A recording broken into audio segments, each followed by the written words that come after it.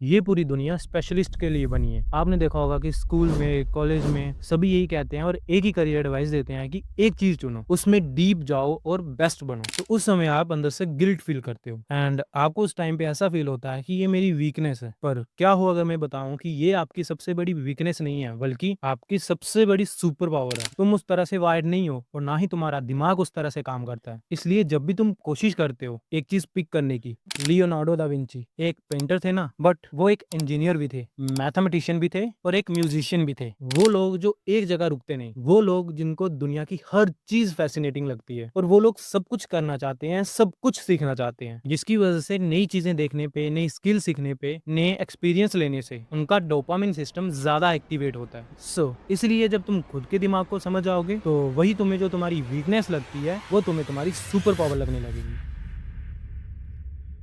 बचपन से लेके आज तक हमेशा मुझे एक सवाल पूछा गया कि क्या प्लान है तुम्हारे फ्यूचर को लेके, क्या करेगा आगे जाके। और उस पॉइंट पे कभी मुझे इंजीनियर बनना था, कभी डॉक्टर बनना था, कभी मन करता था कि आर्मी में जाऊं, और फिर धीरे धीरे बुक्स पढ़ने में इंटरेस्ट आया। तो सोचा अब बुक्स पढ़ के ना लोगों को समझाया करूंगा, मतलब कि मेरे बड़े सारे इंटरेस्ट थे। कभी लगता था कि ये करना है, कभी लगता था कि वो करना है, और लोगों की नजरों में मैं एक अनफोकस्ड बच्चा था जिसके बहुत सारे इंटरेस्ट हैं। पर तब मुझे खुद पे ही गुस्सा आता था कि क्यों मैं एक चीज पे लॉन्ग टर्म के लिए फोकस नहीं कर पाता, और कैसे बाकी सब लोग एक ही चीज को लॉन्ग टर्म के लिए कर पाते हैं। और सोचता था कि काश मैं भी इनके जैसा होता। और जब मैं अपनी इस प्रॉब्लम का सोल्यूशन फाइंड करने के लिए निकला, तब मुझे एक चीज पता चली कि दुनिया में ज्यादातर लोग अपनी पूरी जिंदगी लगा देते हैं सिर्फ एक चीज जानने में कि उनकी लाइफ का पर्पस क्या है, क्या चीज उनको लाइफ में करनी चाहिए। वो लोग पर्सनैलिटी टेस्ट देते हैं या यूट्यूब पे वीडियोस देखते हैं कि how to find your purpose. और जो मेरी प्रॉब्लम थी, जहाँ अभी तुम लोगों की प्रॉब्लम है, वो बिल्कुल इसके उल्टा थी। बिकॉज तुम लोगों को सब कुछ इंटरेस्टिंग लगता है। कभी सोचते हो कि वीडियो एडिटिंग सीखनी चाहिए, कभी यूट्यूब चैनल शुरू करने का मन करता है, और जब उस पर थोड़ा काम करते हो फिर देखते हो कि गवर्नमेंट जॉब भी सही है, तो उसकी तैयारी करना शुरू कर देते हो। But the main problem is कि तुम लोग किसी एक चीज को चूज नहीं कर पाते। और उस टाइम पे ऐसा फील आता है कि जब तुम अपनी सराउंडिंग में देखते हो कि सभी आगे निकल गए हैं, पर मैं अभी तक सिर्फ यही चूज नहीं कर पाया कि मुझे एक्चुअली में करना क्या है। तो उस समय आप अंदर से गिल्ट फील करते हो एंड आपको उस टाइम पे ऐसा फील होता है कि ये मेरी वीकनेस है। पर क्या हो अगर मैं बताऊं कि ये आपकी सबसे बड़ी वीकनेस नहीं है, बल्कि आपकी सबसे बड़ी सुपर पावर है। बस आपको उसको यूज करना नहीं आता, जो कि तब मुझे भी नहीं आता था। देखो, आपको ये फीलिंग आना नॉर्मल है, बिकॉज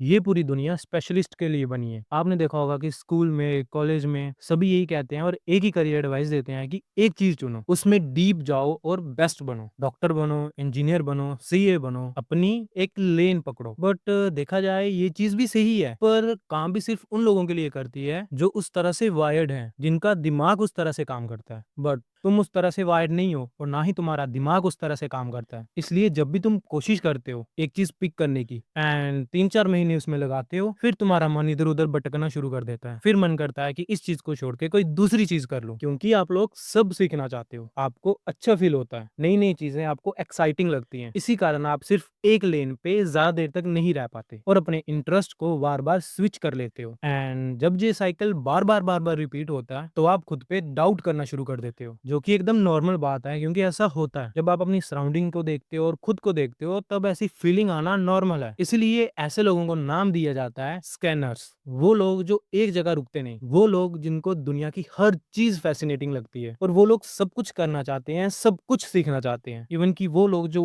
एक चीज को लॉन्ग टर्म के लिए पिक नहीं कर सकते, क्योंकि उनको सब कुछ इंटरेस्टिंग लगता है। इसलिए ये एक चीज कोई मेंटल डिसऑर्डर नहीं है, बल्कि ये एक ब्रेन टाइप है जो आपको बाकियों से अलग बनाती है। इसलिए सबसे मेन चीज पहले खुद को समझना बहुत जरूरी है कि मुझे एक्चुअली में चाहिए क्या, तभी आप इस सोसाइटी में आगे बढ़ पाओगे। देखो, न्यूरो साइंस में एक कंसेप्ट है नियोफिलिया। नियो मतलब नया और फिलिया मतलब लव। ये चीज उन स्कैनर्स के दिमाग में ज्यादा होती है, जिसकी वजह से नई चीजें देखने पे, नई स्किल सीखने पे, नए एक्सपीरियंस लेने से उनका डोपामिन सिस्टम ज्यादा एक्टिवेट होता है। जैसे नॉर्मल दिमाग में क्या होता है, एक चीज सीखी, उसमें डीप गए, सेटिस्फाई हुए और डन। और दूसरी साइड ये स्कैनर दिमाग वाले जो होते हैं, इनका दिमाग पता कैसे काम करता है कि एक चीज सीखी, उसमें डीप नहीं जाते, बल्कि उनको अगर कोई दूसरी चीज फैसिनेट कर रही है तो वो उसकी तरफ चले जाते हैं, और वहां से फिर वो तीसरी चीज पे। इसी कारण वो किसी एक इंटरेस्ट पे लॉन्ग टर्म के लिए नहीं रह पाते। इसलिए ऐसे लोगों का दिमाग सिर्फ सरफेस लेवल का प्लेजर लेता है हर चीज का, पर उसमें डेप्थ में नहीं जाता। बल्कि डेप्थ में जाते हैं वो लोग जो सिर्फ एक चीज पे लॉन्ग टर्म से लगे हुए होते हैं। इसलिए आपको ये समझाना जरूरी था कि ये कंडीशन आपके दिमाग की एक टाइप है, ना कि आपकी वीकनेस।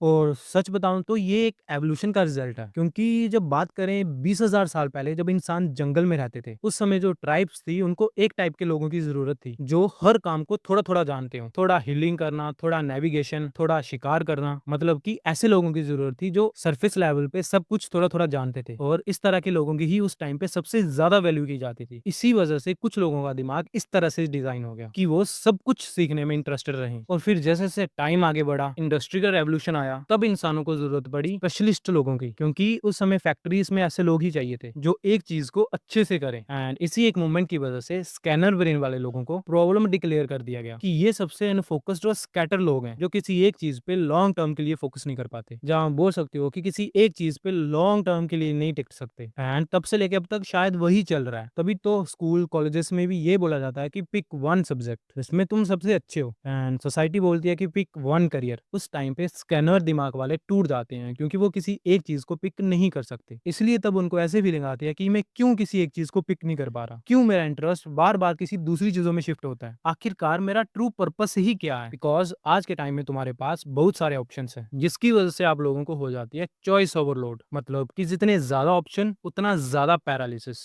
लेकिन स्कैनर दिमाग वाले लोग, उनके पास तो ऑप्शन भी नहीं है, बल्कि उनका इन सभी ऑप्शन में इंटरेस्ट है, तो फिर उसी कारण वो लोग वहीं पे फ्रीज हो जाते हैं।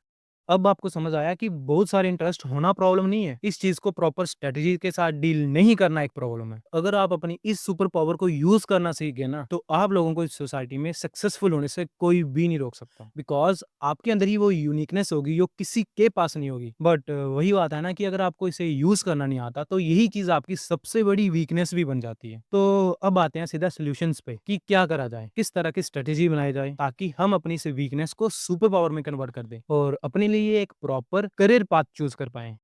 देखो, सॉल्यूशन की तरफ जाने से पहले अपने दिमाग में एक चीज फिक्स करो कि टू मैन इंटरेस्ट एक प्रॉब्लम नहीं बल्कि एक इनकम्प्लीट स्ट्रेटेजी है। इन दोनों में फर्क समझो। जैसे कि प्रॉब्लम में तुम डिसाइड नहीं कर सकते कि मैं क्या करना चाहता हूँ, बट दूसरी ओर इनकम्प्लीट स्ट्रेटेजी में आप ये डिसाइड नहीं कर सकते कि कैसे अपने सारे इंटरेस्ट को एक डायरेक्शन में यूज करा जाए। सीधी भाषा में बोलूं तो आपके पास रोड मैप नहीं होता कि अपने इस इंटरेस्ट के साथ किस किस तरह से आगे बढ़े, पहले किस चीज पे काम करें, किस चीज को बाद के लिए छोड़े। इसलिए आपको कहा कि अपने दिमाग में ये चीज फिट कर लो कि बड़े सारे इंटरेस्ट होना प्रॉब्लम नहीं है, बल्कि उन इंटरेस्ट की तरफ इनकम्प्लीट स्ट्रेटेजी से बढ़ना एक प्रॉब्लम है। और सेकंड जो इंपॉर्टेंट चीज है, अपने किसी भी इंटरेस्ट को अलग अलग करियर की तरह मत देखो, बल्कि इनको एक पोर्टफोलियो की तरह देखो। जैसे एक आर्टिस्ट का पोर्टफोलियो होता है ना, या एक वीडियो एडिटर का एक पोर्टफोलियो होता है ना, बस उनको उसी तरह से देखो। तो ये दो पॉइंट्स आपने अपने दिमाग में डाल दिए, तो आगे बढ़ते हैं। अब सुनो ध्यान से। जैसे कि मैंने पहले आपको बताया कि मेन प्रॉब्लम ये नहीं है कि तुम्हारे बहुत सारे इंटरेस्ट हैं, बल्कि मेन प्रॉब्लम ये है कि तुम अपने हर एक इंटरेस्ट को करियर बनाना चाहते हो, अपनी हर एक हॉबी को मोनेटाइज करना चाहते हो, उससे पैसा कमाना चाहते हो। इसलिए जब तुम उस चीज को 100% कमिट नहीं कर पाते तो तुम खुद को फेलियर फील करवाते हो। सो क्या करना है,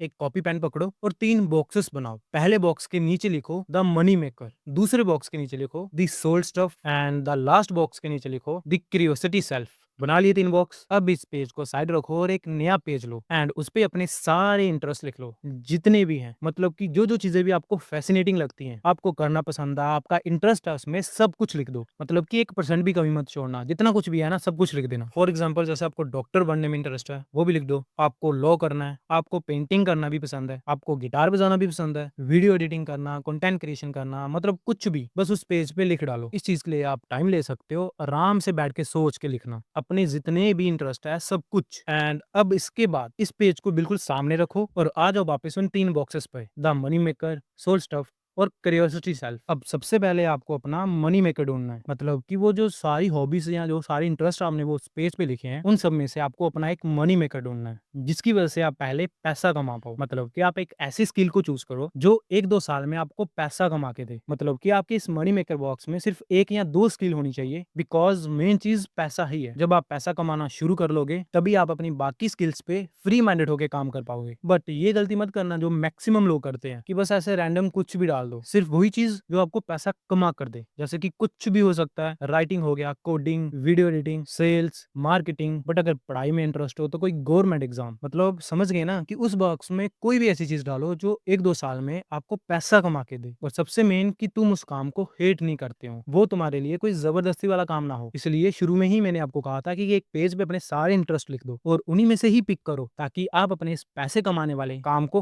हेट ना कर पाओ। सो आई होप आपने अपना मनी मेकर ढूंढ लिया। तो अब आते हैं सेकंड बॉक्स पे, जो है हमारा द सोल स्टफ। इसमें वो चीजें डालो, वो हॉबीज डालो जो तुम्हें अलाइव फील करवाती हैं, जिसमें तुम होते हो, मतलब कि जब वो काम कर रहे होते हो तुम, तब किसी चीज की परवाह नहीं करते। तुम ये नहीं देखते कि तुम्हारे पास टाइम कम है या ज्यादा है, बस तुम लगे होते हो उस काम में, तुम्हें मजा आ रहा होता है। तो वही होता है आपका सोल स्टफ, जिसमें पेंटिंग, कुकिंग, फिलोसफी पढ़ना, मतलब कुछ भी हो सकता है। बट इंपॉर्टेंट चीज, अभी इनको मोनेटाइज करने की कोशिश मत करना। ये कोई साइड हसल नहीं है, ये ऐसी चीजें होती हैं जो आपको इनर हैप्पीनेस प्रोवाइड करती हैं। बट आज के टाइम में इंटरनेट पे पता क्या फैला हुआ है कि अपने पैशन को प्रॉफिट में बदलो। बट मैं कहता हूँ कि यही सबसे बेस्ट तरीका है अपने पसंदीदा काम को बर्बाद करने का, क्योंकि कुछ चीजें सिर्फ तुम्हारी होनी चाहिए, तभी वो तुम्हें इनर हैप्पीनेस प्रोवाइड कर पाएंगी। बट अगर आपने इस चीज को लोगों के साथ या पैसों के साथ जोड़ दिया, तो तुम उस चीज को कभी भी पैशन की तरह नहीं फॉलो कर पाओगे। इसलिए उस सेकंड बॉक्स में सिर्फ वो चीजें होनी चाहिए जो तुम्हें करने का मजा आता है, ताकि तुम उसको बाद के लिए शिफ्ट कर दो और हफ्ते में उससे 1-2 दिन दो, जिससे तुम्हारे मनी मेकर वाली स्किल में कोई प्रॉब्लम ना आए। एंड अब बात करते हैं हमारे थर्ड बॉक्स की, द क्यूरियोसिटी सेल्फ। बाकी सब अपना इसमें डाल दो, मतलब कि उस पेज के जो भी इंटरेस्ट अभी बचे हैं आप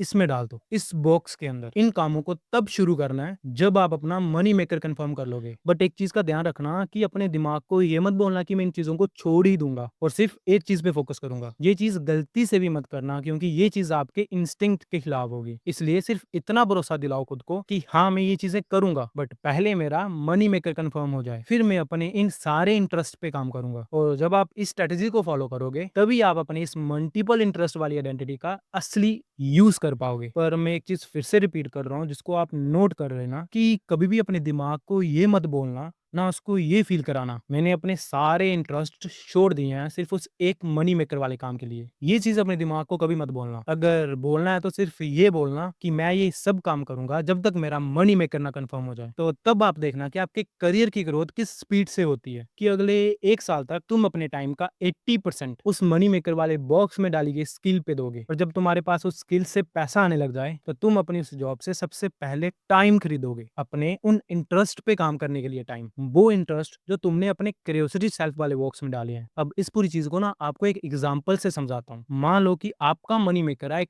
फोटोग्राफी, आप लोगों के फोटोज वगैरह खींचते हो, तो बदले में आपको पैसे मिलते हैं। तो इसका क्या मतलब कि आपका मनी मेकर कंफर्म हो गया। उसके बाद क्या करोगे, आप अपने बाकी इंटरेस्ट पे काम करना शुरू करोगे। अब फॉर एग्जाम्पल किसी का इंटरेस्ट है वीडियो एडिटिंग, एंड फिर उसके बाद मान लो उसको एक और इंटरेस्ट है बुक्स पढ़ने का, और एक और इंटरेस्ट है उसे मान लो स्क्रिप्ट राइटिंग का। तो अगर वो बंदा इन सभी चीजों को यूज कर दे अपने मनी मेकर में, मतलब कि फोटोग्राफी में, मतलब कि यूट्यूब चैनल बना ले, लोगों को गाइड करना शुरू कर दे, तो बस बन गई ना यूनिकनेस। और यही आपकी सबसे बड़ी एडवांटेज होगी, एक ऐसी एडवांटेज जो उस इंसान के पास नहीं होगी, जो इंसान एक ही चीज में लगा हुआ है। बेशक उस चीज के अलग फायदे हो सकते हैं, बट जो वो यूनिकनेस होगी ना सब इंटरेस्ट को मिलाने के बाद, वो सिर्फ आपके पास होगी। इसलिए मल्टीपल इंटरेस्ट होना गलत नहीं है, ऐसी पावर को अच्छे से यूटिलाइज ना करना वो सबसे बड़ी गलती है।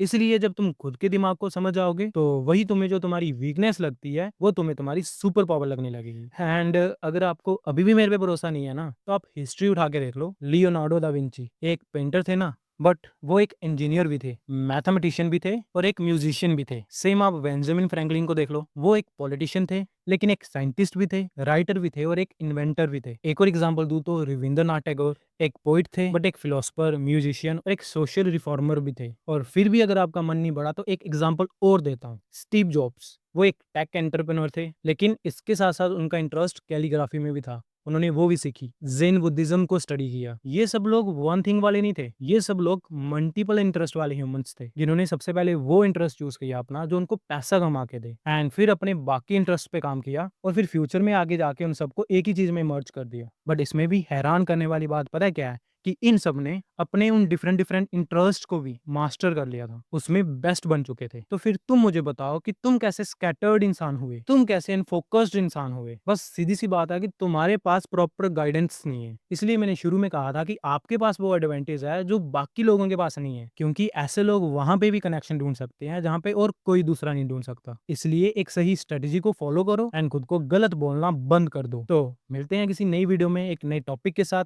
तब तक के लिए गुड बाय। हर हर महादेव।